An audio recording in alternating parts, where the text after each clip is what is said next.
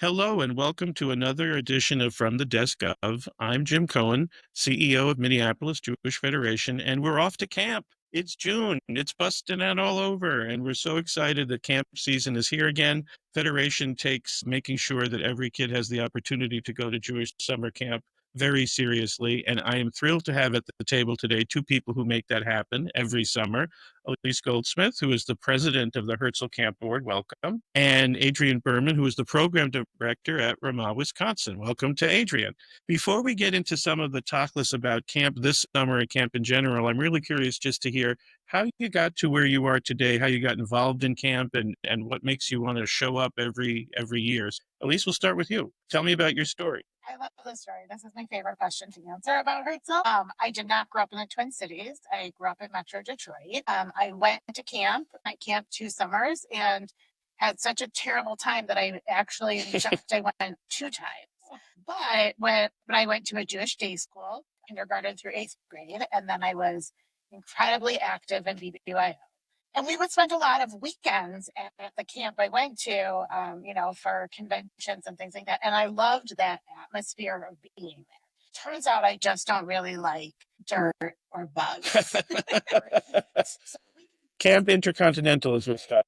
in the fall was my ideal camp. When we moved here to the Twin Cities and had kids, we started looking at Herzl. We had family who sent their kids to Herzl. And like most people, went to family camp with our kids. And I fell in love with Herzl at family camp because, again, a weekend at Herzl camp was perfect for me. As our kids got older and made their own choices about whether or not they would go back to camp, I got involved on the board at Herzl and really realized that I love giving back to an organization that gives a place for kids to be Jewish. And for me, it was very reminiscent of how I felt of my days in BBYO, how it made me feel really proud to be Jewish and how it really grounded me in my identity and who I am. And so I say, here I am as president of the Herzl board, having never gone to Herzl, having not liked summer camp, but I think I may be turning into a camp adult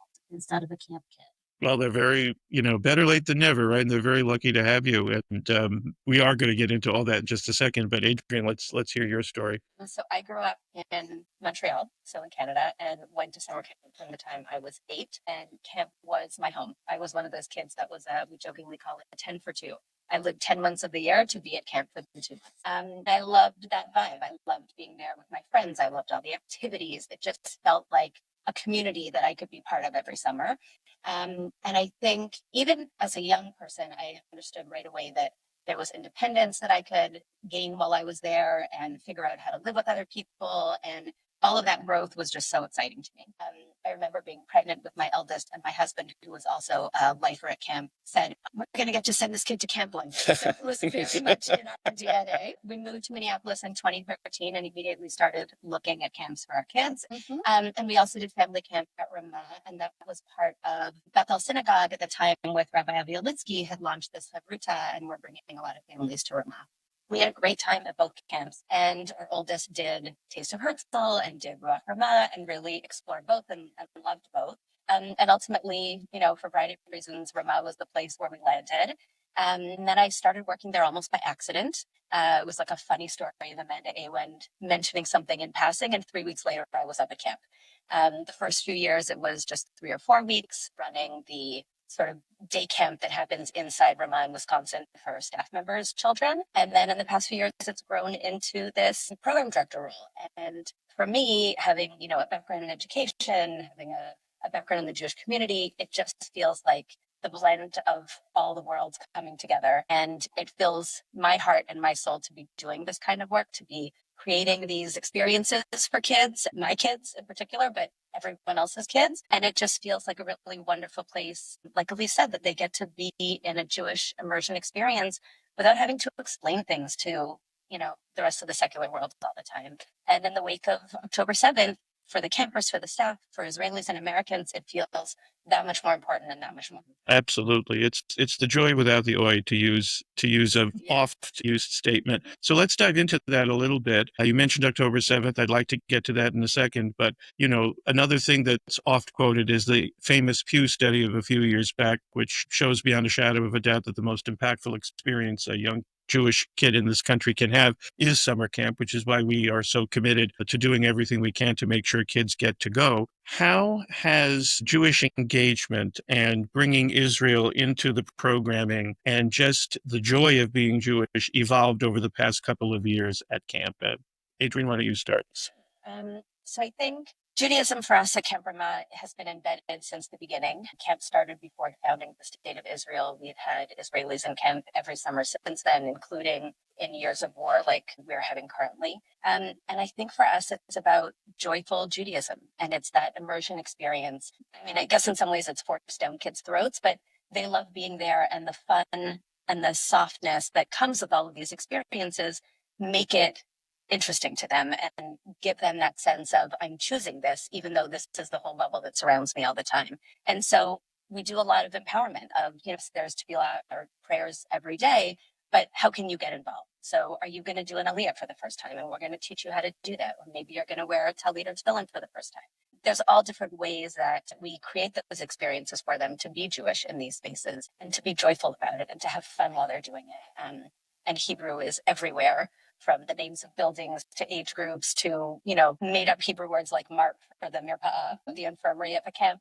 So I think it becomes the place where kids can live it and feel independent and feel like they're with their friends and they're having fun, and it's not under the thumb of their parents. And so it becomes more desirable. And I think that's part of why, if not the bulk of why, it creates these Jews for life, because they have foundations to come back to.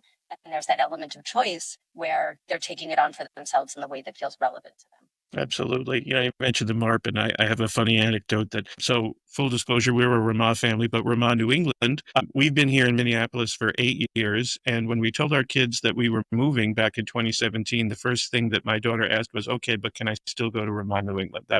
Which I think speaks to how important camp becomes for kids. But the MARP comment reminded me of my wife used to work at Ramah, New England. And so I'd go up every weekend back in the day. And when there was med call in the morning at a regular secular camp, maybe 10% of the kids would go get medicine and the rest would go to start their day. At a Jewish camp, 90% of the kids went to get their medicine. And anyway, I always chuckled at that because, well, we can go into that some other time. How about you, Ilyse? What makes being Jewish at Herzl so much fun? Yeah, I think it's a lot of the same things that Adrienne touched on, right? It's that Judaism is part of your everyday, and that the Hebrew is part of your everyday, and it's both serious in the prayers and in the services, and it's fun and sticky in the way we use words and the way we sing about things and all of that. And that's always been at the core of it. I mean, Herzl. I mean, it's Herzl. It was founded on this idea, right? The guy was a Zionist. Right, and that is our mission: is to help raise proud Jewish Zionist kids, and we live that every day when they're at Herzl. And with October 7th, it coincided with us hiring a new executive director, Tony Hoffman and Danya Kornblum, who's our director of camping and culture. It was her second summer. And it was this opportunity to really capitalize. I don't want to say capitalize. That's not the right word. Live in this moment. Yeah. These kids were experiencing, and help them learn how to live in that moment. And we have a lot of Israeli staff. We've had an Israeli camper program for many, many years. We increased it by quite a lot that first summer after October 7th. We did everything from bring them home Shabbat, where they set that table for the hostages, where you had 400 campers walking through camp in total silence in remembrance of what was going on. They heard about the experiences firsthand from soldiers, from kids who lived through it. Nothing makes being Jewish more real than experiencing those things with the people who are also Jewish like you. And so there is that solemn part of it, but then there is the fun. There is the fun that we bring to being Jewish, to helping raise Jewish kids, to filling the gaps and meeting the kids where they are, because a synagogue might not be for everybody, a day school might not be for everybody, and an overnight camp might not be for everybody. But for the kids who it is for, that's where we meet them, the way that they want to be Jewish. And to be able to process something as world changing as October 7th in a safe environment where it's okay to express your feelings and it's safe because everyone's in the same boat is an opportunity that I'm very glad that all of the kids got. You said, I don't remember the word was leverage or take advantage of, but to shy away from these difficult topics doesn't in the end help the kids at all. But to be able to do it in a controlled space, I think is truly a blessing. Yeah, and to be able to ask your peers, right? To turn to an Israeli camper who's lived through it, to ask that question that maybe you're afraid to ask an adult, or to ask the Israeli staff who, let's be real, they're barely adults, but to these kids, they are literal heroes, right? And to ask them questions, I mean, those are just not things that kids are always going to ask their parents or their teachers. It's such an amazing opportunity that they have. We did a lot of thinking about how do we bring those conversations into camp in ways that are supportive of potentially a broad spectrum of opinions, perspectives, and experiences and prior knowledge, right? Some American kids know lots, some don't. Some Israelis have had this kind of experience, others have had a very different experience. And so we did a lot of we had anxiety support groups at camp. We had news updates for people who wanted to come and get a sense, because beautifully camp is a screen-free kind of zone for the campers and even for some of the staff to some degree. And so I think it was, how do we give opportunities for storytelling for those who want to tell their story? And how do we help them craft those stories in ways that are appropriate for a variety of people to hear and absorb and process? And then how does that continue to manifest in both the big planned intentional things and then those small responsive things? So we also had, signs in the federal fell and tables that were set and a countdown. And then we had, a ceremony when it was like day 300 or when the horrific Mashal Sham day happened, right? So, and then that was all balanced with, and you touched on this, those amazing connections between Israelis and Americans that happen. And those have been across the staff and across the campers. And that feels like the biggest gift, to be able to have those real connections, because the media and what we see is not the real life experience of what the people have lived through it on both sides. And so, I was in Israel last May, and the Israelis were asking us and concerned about us. How was it there in the campuses and all the complicated things going on in America? And we're so concerned about us. At least here, we know that we can be safe ideologically. And the Americans were asking the Israelis, how are you? And are you okay? Because we can be safe ideologically, whereas you're not safe, existentially, physically. And so it's just an interesting perspective for both sides to have that. I'll use a French word, rapprochement, where it's like the coming together of these two groups. And I think camp is this magic place where those kinds of relationships develop and they last forever. They last forever. I mean, that's the thing, as much as right as moms, we roll our eyes about the phones and get off the phone. But WhatsApp is the thing that connects them. And these campers talk to their Israeli friends the 10 months to get to the tube, right? The Israeli campers can't always come back. The staff can't always come back. They have to enlist, but they check in on each other. Yeah. And even if it's like, we had some Israeli staff stay with us that, so my kids knew them and became close with them. And, they're following them around on SnapMap, Snapchat, like, oh, now they're in this country. And now because we knew they were doing some travel afterwards. And they have this connection. And they will, as you said, for a lifetime.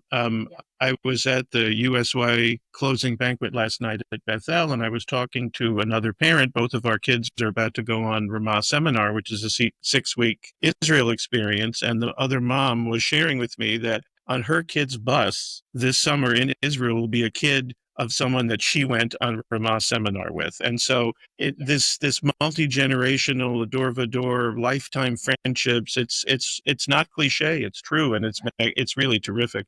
Adrienne, you mentioned briefly about support that the campers got in the wake of October 7th, but it begs a wider question, and that is that, as a parent now whose kids have gone through overnight camp, the level of support and the opportunities to make sure that the kids are doing well is so much greater than it was when I was a camper. I mean, I don't know, quite frankly, how I survived camp. My mother would let me eat whatever I wanted for those 10 months because she knew I'd dropped 20 pounds at summer camp. Tell me a little bit about how that's evolved in recent years, the services for the family, and to make sure that a kid is doing well mentally, physically. How's that changed? So I think we have a history of having really intentional who are there supporting the counselors who then support the campers.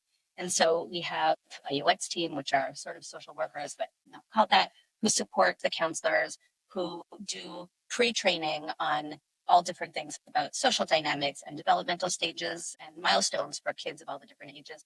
They also responsibly help them when things come up in the cabins, because while it's wonderful for these kids to learn to live together, there are sometimes some growing pains in that. Yeah. So that support definitely exists. We've created in the past few years a position called the Director of Camp Wellness and Inclusion. And what we've learned, especially since COVID, is that both the campers and the counselors have different mental health needs and different experiences that they need to have supports built in. So we have, again, programming. There are one-on-one conversations that people can have with people, experts. We have Big Roga, which is the House of Calm. It's a physical space in camp that both campers and staff can go to if they need to re-regulate or take a break. And there's a variety of tools and techniques that are used in that space with different adult supports. We have a Shilluv program, which is the Hebrew word for inclusion. That's one of our 4 values. And that supports everyone from need to wear glasses at camp or a hearing aid to I'm on the autism spectrum or I have impulse control, behavior disorders. And we really find ways to support kids in all different ways. Some of it has to do with the length of time that you're in camp. Some of it has to do with the activities that you participate in or not. Some campers have one-on-one supports throughout the day. Some have small group social skills time that, intentionally are being built for them. So there's really so much that is offered, and a lot of it comes gratefully with this partnership with families, because if those families share information with us ahead of time through the camp forms, which I know as parents we all love to. But that information really helps camp to know ahead of time how to support the campers in the variety of ways that they need, because everyone is more successful in that way, and the partnership is key. Ilyse, you? I could echo almost all of what Adrienne says. I think, we have much of the same structure. In recent years, we've also added UX team who have, lots of different varied backgrounds. We've had everything from teachers to social workers, but it's those adults who know how to work with these kids who are at different developmental ages. Like Adrienne said, they're really supporting the bunk staff. The bunk staff get a lot of training in how to help the campers too, but they've got a lot of campers and they themselves are barely not kids. And so knowing that they have someone to turn to, whether it's for their own struggles that they might be having or how they can better support a camper, we've seen really great improvements in just how everybody can live together, because camp is 24/7. And then, we have a mental health staff and all of those other things also, but we've also just very intentionally been putting more what we like to call super adults at camp, right? Because much of our staff, again, are technically adults, but those super adults who just lend a calm to camp. They know how to stay calm. Yeah. In any situation. Even without a cape. That's right. That's right. And as we've grown that population of super adults at camp, I think we see just the way things are handled just gets better and easier. But the partnership with parents is huge, right? We need the information from them to know how to support campers. But we recognize that sometimes parents don't even know what their campers need until they get there. And so we'll pivot and we'll do what we need to do to help support the campers in the moment too. Super. I'm compelled to ask what I'm going to label the $64,000 question, because it's not exactly $64,000, but I'm sure what's on a lot of listeners' minds is that camp is getting very expensive for a variety of reasons. And, I mentioned Federation support. We've doubled the amount of camp scholarship we are giving out over the past couple of years.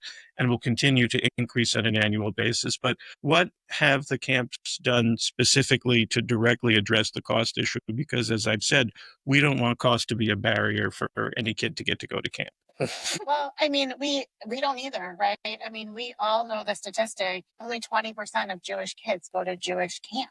And we want more kids, Jewish kids going to Jewish camp, whether it's Herzl, Ramah, some other camp, right? We just want to see them get to camp. But we take our responsibility to help get them to camp very seriously.